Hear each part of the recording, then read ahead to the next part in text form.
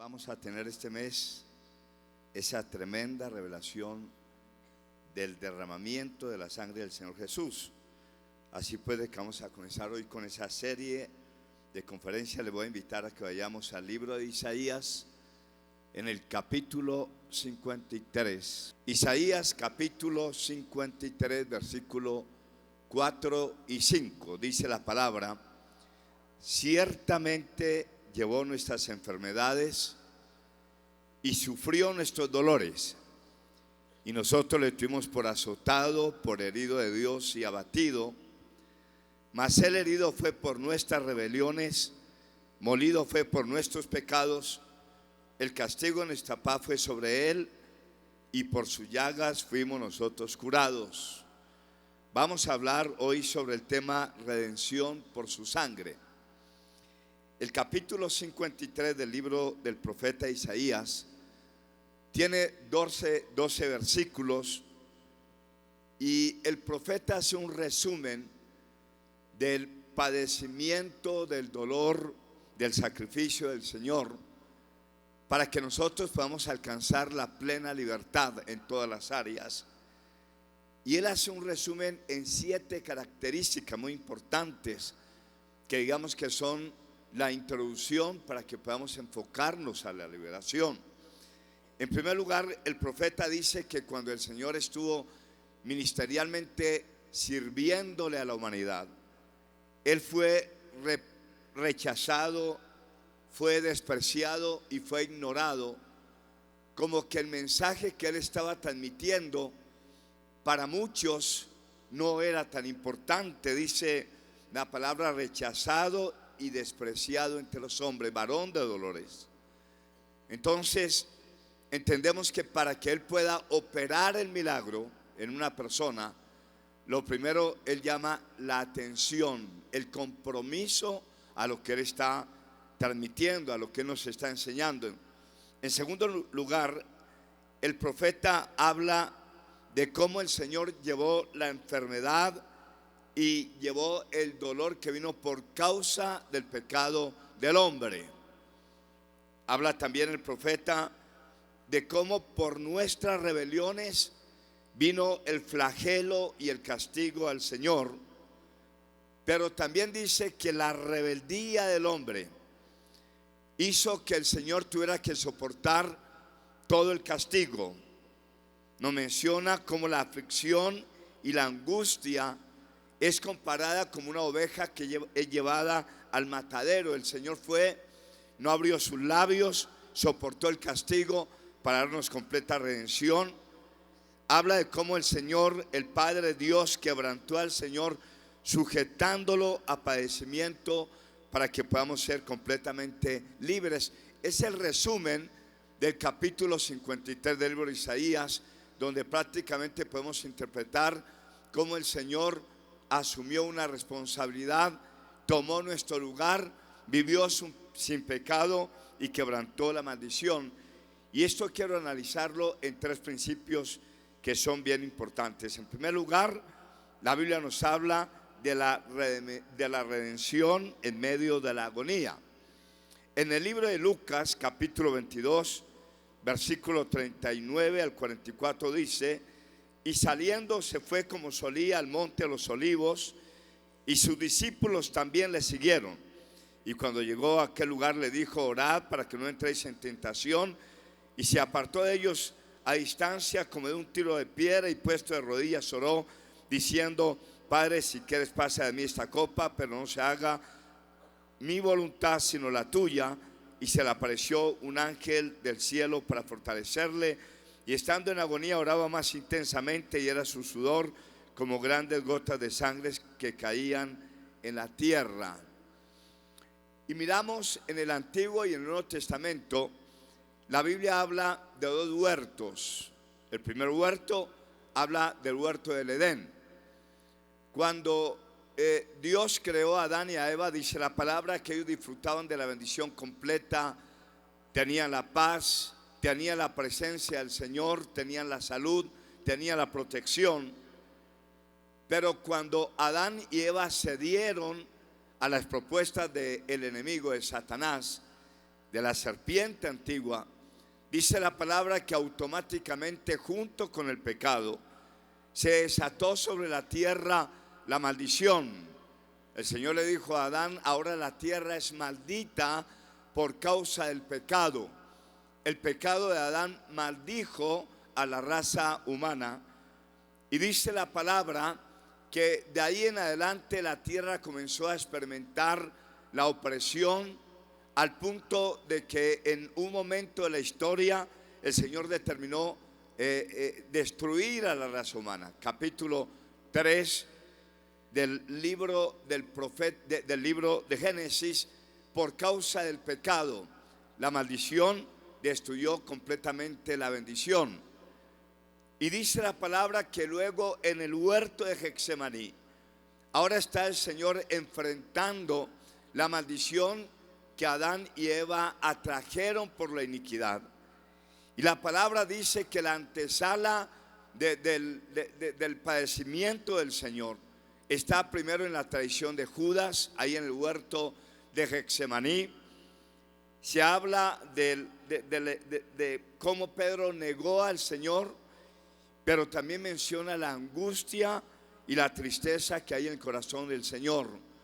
Cuando él entra al huerto de Getsemaní, la palabra dice que hay una profunda agonía en su alma, y es cuando el Señor comienza a orar. Dice la palabra que en 3 oportunidades él estuvo clamando y motivando a sus discípulos a entrar en ese clamor para romper la maldición y para romper la opresión. Pero en la tercera oportunidad la palabra dice que el Señor está sudando grandes gotas de sangre, y allí está el primer derramamiento de sangre del cuerpo del Señor para anular y quebrantar la maldición que vino por causa del pecado. Allá se venció la infidelidad. Allá en el huerto de Getsemaní se rompió la deslealtad que vino por causa del pecado de Adán y Eva, pero que también vino por causa de la traición de Judas. El Señor, en su mayor esfuerzo, brindó a la humanidad un camino hacia la fidelidad, porque Él se comprometió enteramente con lo que Dios le había confiado y nos dejó abierta la puerta de la bendición, de la salvación y de la fidelidad. Hoy tenemos esta bendición. Esa es la lucha que lamentablemente nosotros tenemos que librar mientras estamos en este peregrinaje en este planeta, porque es el objetivo mantenernos en perfecta comunión con Dios, soportando muchas veces las tentaciones, las luchas por las aflicciones, la necesidad, y el enemigo como que trata de acorralarnos permanentemente frente a la presión, frente al dolor.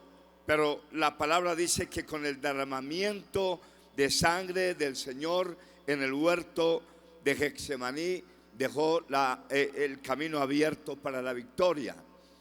En la película de Dixon sobre el padecimiento de Cristo hay un cuadro que tiene mucho significado, porque muestra al Señor en la agonía, en las súplicas delante del Padre y en el sudor de la sangre, pero de pronto aparece la serpiente tratando de insinuarle al Señor para que reniegue, para que proteste, para que peque frente a la aflicción.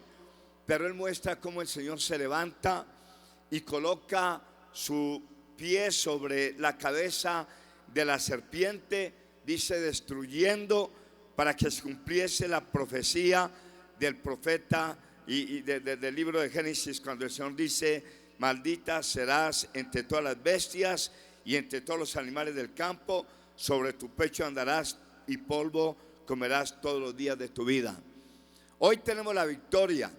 Hoy consiste en hacer lo que el Señor nos dio ejemplo.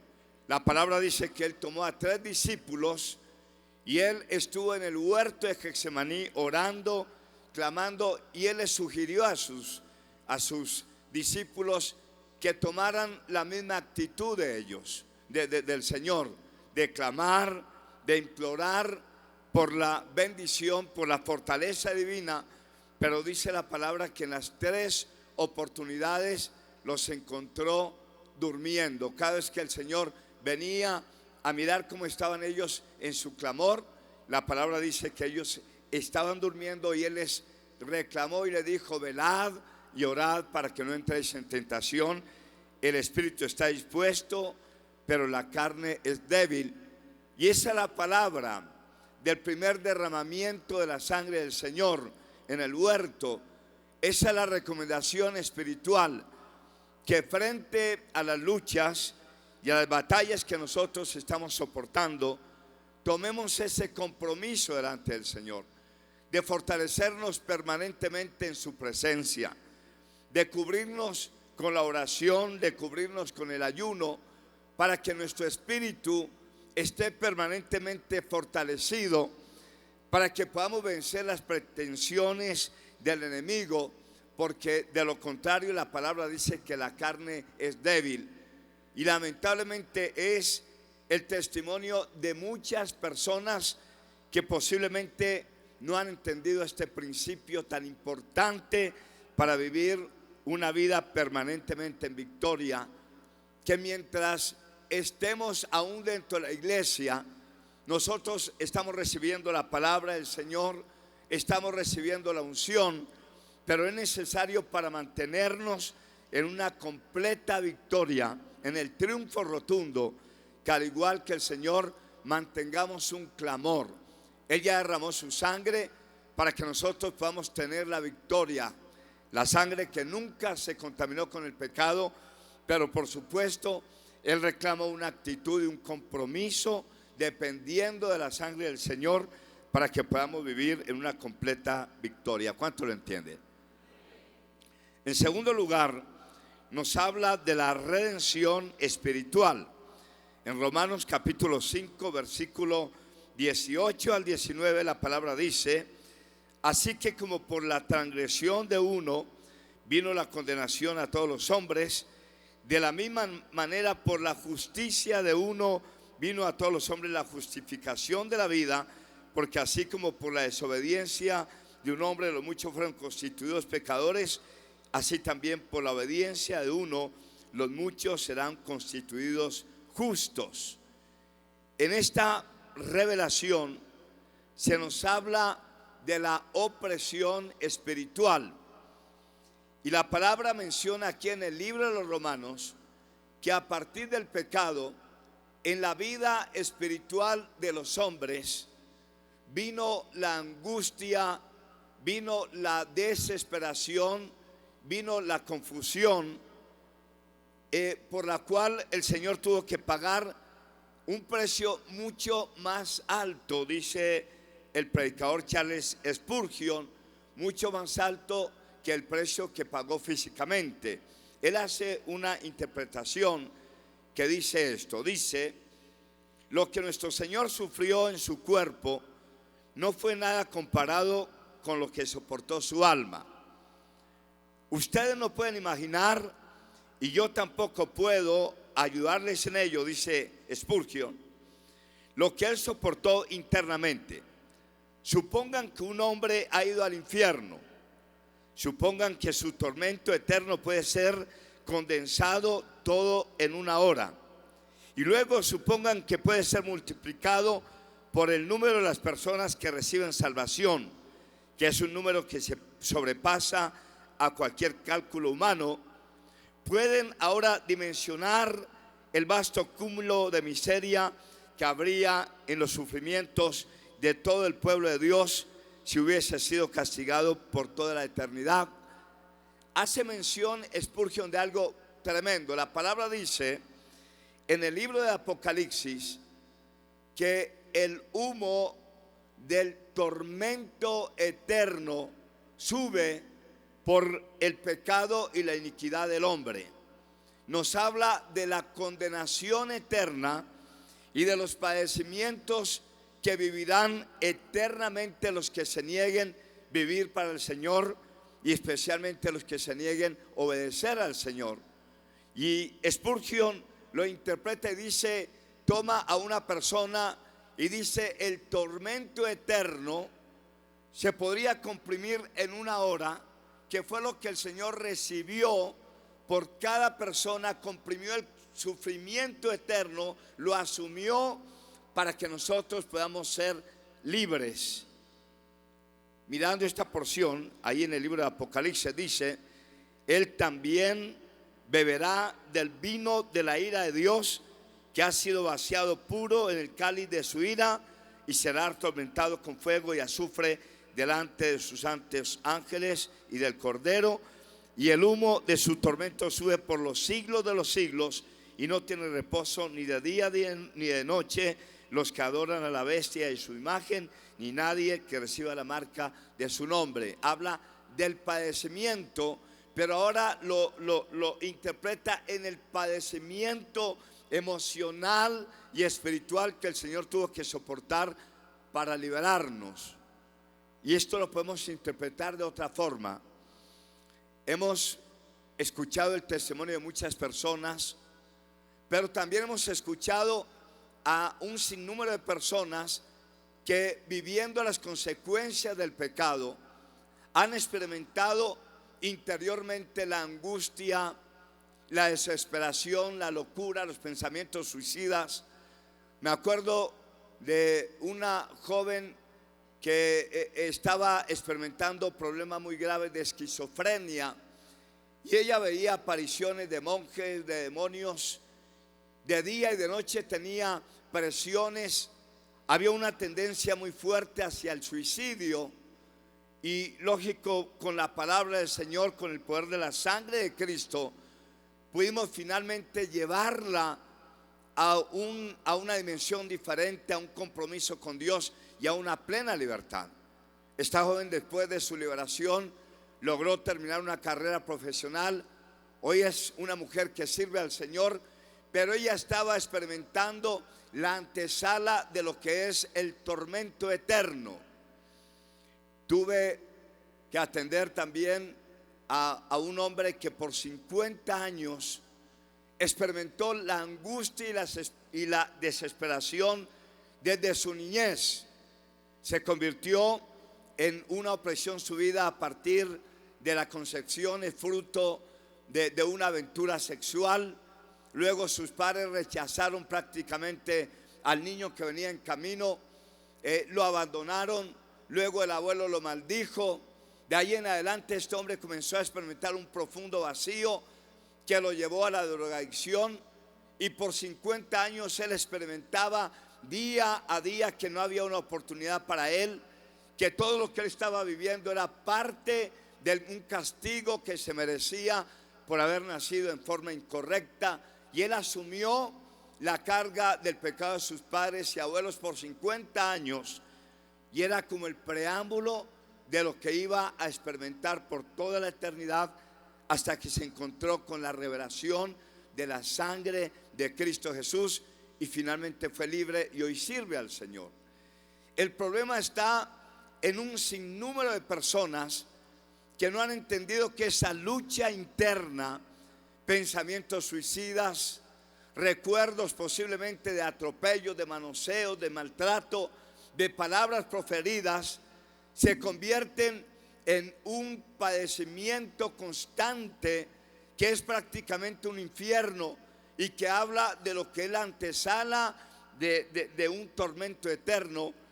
Pero cuando miramos en esta porción cómo Jesucristo derramó hasta la última gota de su bendita sangre y soportó la aflicción del infierno, que es más fuerte que de la aflicción física, para que usted y yo podamos experimentar una transformación y una liberación completa. Me acuerdo cuando estaba comenzando mi vida cristiana, el Señor permitió algo de esto, porque llegó un momento en que yo veía locos, veía demonios, era como una esquizofrenia, y era una desesperación de día y de noche y un bombardeo de pensamientos, hasta que por la misericordia del Señor pude entender el poder que hay en la sangre de Cristo. Yo no sé si de pronto en esta mañana pueden haber personas que de alguna forma están bloqueadas mentalmente, están bloqueadas emocionalmente con la ansiedad, con la tristeza, con la derrota, que son los padecimientos de los cuales habla la palabra como el castigo por el pecado. Pero hoy tenemos la revelación de la preciosa sangre de Cristo Jesús para que podamos ser completamente libres. ¿Cuánto lo quieren? Y en último lugar, la palabra habla de la redención física. Isaías 53, versículos 4 al 5, la palabra dice: ciertamente Él llevó nuestras enfermedades, sufrió nuestros dolores, y nosotros le tuvimos por azotado, por herido de Dios y abatido.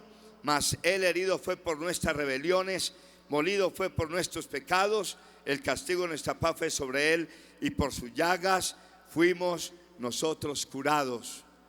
Ahora la palabra habla del látigo que flageló el cuerpo del Señor. La palabra dice que tenía pedazos de metal y de hueso, y 39 latigazos rasgaron la piel del Señor, produciendo profundas heridas para llevar la maldición de la enfermedad. En el libro de Deuteronomio capítulo 28 versículo 15, la palabra dice: pero acontecerá que si no oyeres a la voz de Jehová tu Dios para cumplir todos sus mandamientos y sus estatutos que yo te intimo hoy, que vendrán sobre ti estas maldiciones y te alcanzarán. Y de ahí en adelante encontramos un sinnúmero de problemas como la enfermedad, una gran mayoría de aflicciones de enfermedad. Dice en el libro del profeta de Deuteronomio, habla de que son consecuencia del pecado, que es una maldición por la desobediencia y la rebelión. Pero la palabra dice que a través de las llagas y del cuerpo herido del Señor podemos recibir automáticamente la sanidad. El Señor en muchos mensajes relacionó el problema de la enfermedad con el pecado de muchas personas.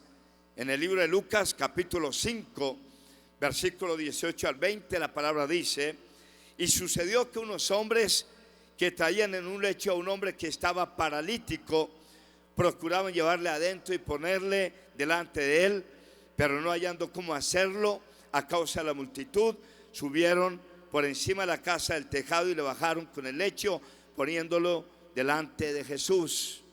Este es uno de los testimonios en los cuales el Señor relaciona muchas enfermedades por causa del pecado, porque da el testimonio. Mientras Él está compartiendo el evangelio, sucedió lo increíble. Alguien superó la barrera, movieron las tejas, llegaron al lugar donde el Señor está predicando, bajan el lecho, y el Señor en ese momento, cuando ve la necesidad del hombre, en lugar de decirle levántate de tu lecho, le dice: tus pecados te son perdonados, prácticamente mostrándole que la consecuencia de la invalidez que había en él estaba por causa del pecado. La palabra dice que habían allá muchos fariseos y escribas que juzgaron el comportamiento y la revelación del Señor. Cuando Él declara que es perdonado el hombre para que reciba la sanidad, y juzgaron, y prácticamente el Señor a ellos también le mostró que el pecado puede causar invalidez económica, puede causar invalidez emocional, o puede causar consecuencias graves de salud. Pero ahí está la revelación de Isaías, que por sus llagas somos sanados. Tuve una experiencia hace más o menos un mes larguito, que de un momento a otro una opresión atacó mi cuerpo y prácticamente me arrebató las fuerzas, me arrebató el deseo de comer, vino repudio hacia el alimento, mucha fiebre, mucha opresión. Para estos días teníamos una convocatoria con el pastor Castellanos, pero estaba tan afligido que prácticamente me tocó enviarle una nota al pastor y decirle: tengo que excusarme, pastor, estoy quebrantado de salud. Le mencioné cuáles eran los síntomas, Y en esa misma noche el pastor Castellanos me hizo una llamada y me escuchó, y luego me habló de esto mismo que estoy tratando de transmitir en esta mañana, sobre el poder que hay en la sangre que salió de la llagas heridas del Señor. Y tuve una experiencia fuera de órbita, una experiencia sobrenatural, porque cuando escuché, mientras el pastor me iba dando la interpretación de la revelación, y cuando él comenzó a orar y tan pronto el pastor mencionó el poder de la sangre de Cristo, yo sentí que algo horrible salió de mi cuerpo, y en ese momento como que comencé a recuperar las fuerzas. Pero hubo otra revelación, porque en el momento en que el pastor comienza a orar con el poder de la sangre de Cristo, aun cuando el pastor no está dando gritos, él solamente está dando la palabra en el nombre de Cristo, y por la sangre del Señor que salió de sus llagas, lo declaro libre. Yo sentí que mientras él hablaba, como que las paredes de mi casa se estremecían. Sentí la autoridad tan grande que había mientras él ministraba, pero también sentí un bálsamo, la unción del Espíritu que me envolvió, y entendí el poder que hay en la sangre de Cristo. Cuando un creyente la puede administrar, es algo sobrenatural. Pero Dios me reveló algo muy importante, y en primer lugar es que para que este poder de la sangre funcione en nosotros, para que podamos declararla, para que podamos hacerla efectiva, es súper importante y es necesario que haya una comunión con Él. No necesariamente tenemos que ser perfectos, estamos en la lucha por alcanzar la perfección, pero Dios me mostró que sí es un requisito para que nosotros podamos combatir y confrontar con la sangre de Cristo, que haya un nivel de compromiso espiritual con el Señor, de dependencia plena, porque cuando estamos conectados con el Señor y tomamos la revelación del poder de la sangre de Cristo, automáticamente ese poder se activa y no hay ninguna enfermedad que pueda resistir a la sangre de Cristo, en la autoridad de un creyente que vive conectado con Dios y bajo la unción del Espíritu Santo. Yo sé que a través de esta revelación Dios está preparando una nueva dimensión para la iglesia. Hemos visto a muchos que aún siendo fieles y estando comprometidos, están resistiendo, están soportando aún presiones mentales, físicas, espirituales, materiales. Pero hoy Dios ha hecho énfasis a través del ministerio del pastor, que nos ha invitado a seguir declarando el poder de la sangre de Cristo. Yo quiero culminar con esto. Anoche hablaba con uno de los médicos de Misión Carismática Internacional justamente sobre los síntomas de la enfermedad, y él es un médico extremadamente comprometido con la obra del Señor, y él me hacía una interpretación y me decía: vea pastor, yo permanentemente estoy atendiendo a muchas personas, pero desde que conozco al Señor, Dios me ha venido revelando cómo el pecado de muchas personas está relacionado con la iniquidad, con el pecado. Y él me decía que en su consultorio, cuando él va a ministrar a alguna persona, primero hace una interpretación de cuáles fueron los males que de pronto azotaron a los familiares, a los abuelos, a los padres, y luego él comienza a buscar la raíz del pecado para luego ministrar y para luego formular, me decía, para poder alcanzar la liberación completa. Es decir, Dios hoy nos está abriendo una puerta para una completa libertad, para una completa liberación. Ahí están hoy los 3 primeros derramamientos de la sangre del Señor, que nos habla justamente de la liberación y de la plena libertad en Cristo. Liberación física a través del huerto de Getsemaní, el sudor de la sangre que rompió la deslealtad y que abrió las puertas para que podamos vivir en fidelidad y en completa victoria con el Señor. el derramamiento de la sangre para romper la agonía, la aflicción, la tristeza, los pensamientos suicidas, la desesperación interna, que prácticamente es el preámbulo de la condenación eterna. Pero hoy, a través de la sangre de Cristo, para todos los que están viviendo opresiones mentales y emocionales, el Señor nos ha dado el punto de victoria, el punto de salvación. Y muy especialmente para los que están enfermos físicamente, la iniquidad trae una aflicción, pero hoy Dios quiere bendecirnos. ¿Cuántos quieren la bendición hoy? Denle un fuerte aplauso al Señor. Voy a invitarles, coloquémonos por un momento en pie, por favor, y vamos a levantar nuestras manos y vamos a orar y vamos a pedir la bendición de Dios en esta mañana.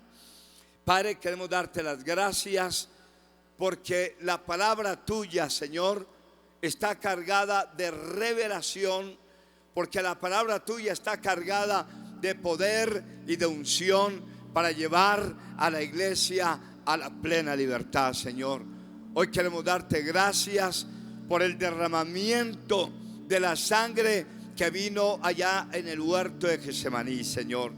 Gracias, Señor, porque allá se rompió la maldición de la deslealtad, de la infidelidad, con la fidelidad de nuestro Señor, con el derramamiento de su bendita sangre, abriendo la puerta de victoria, abriendo la puerta del dominio propio, abriendo la puerta de la paz y del gozo interno.